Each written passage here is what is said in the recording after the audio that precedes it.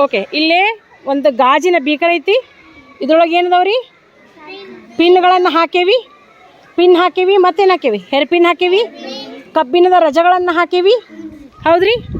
ಹಾಂ, ಈಗ ಇದ್ರೊಳಗಿರುವಂತಹ ಈ ಪಿನ್ನು ಆಗಿರ್ಬೋದು, ಹೇರ್ ಪಿನ್ ಆಗಿರ್ಬೋದು, ಈ ಗಾಜಿನ ಈ ಕಬ್ಬಿಣದ ತುಂಡುಗಳಾಗಿರ್ಬೋದು, ಇವುಗಳನ್ನು ನಾನು ಏನು ಮಾಡಬೇಕು?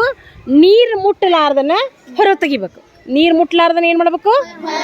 ಹೆಂಗೆ ತೆಗಿಬೋದು ಹೇಳ್ರಿ? ಅದು ಹೆಂಗೆ ತೆಗಿಬೋದು? ಏನನ್ನ ಬಳಸ್ಕೊಂಡು ತೆಗಿತೀರಿ? ಕಾಂತವನ್ನು ಬಳಸ್ಕೊಂಡು ತೆಗಿತೀರಿ. ಯಾಕೆ? ನಾವು ಒಳಗೆ ಹಾಕಿದಂಥ ವಸ್ತುಗಳು ಏನದವ್ರಿ? ಕಾಂತೀಯ ವಸ್ತುಗಳು. ಹೌದಲ್ರಿ? ಆ ಕಾಂತೀಯ ವಸ್ತುಗಳು ಅಂದ್ರೆ ಕಾಂತದಿಂದ ಆಕರ್ಷಣೆಗೆ ಒಳಗಾಗಿರ್ತಾವೆ. ಹಂಗಾರೆ ಕಾಂತವನ್ನು ಬಳಸ್ಕೊಂಡು ನಾವು ಅವನ್ನೇನು ಮಾಡ್ಬೋದು?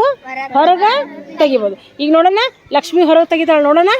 ಓಕೆ, ಲಕ್ಷ್ಮಿ ತಗೋ, ಹಿಡ್ಕೊ ಗ್ಲಾಸ್ ಹಿಡ್ಕೊ.